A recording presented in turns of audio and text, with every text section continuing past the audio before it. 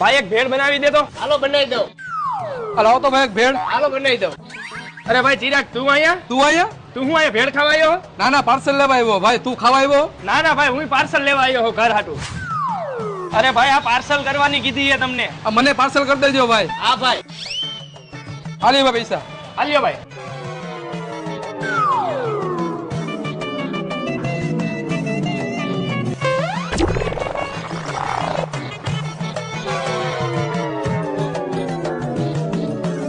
સારું કર્યું ને નાસ્તો ન કર્યો નકર ઓલો ચિરાગ ગયો મારું ખાઈને વયો જાત.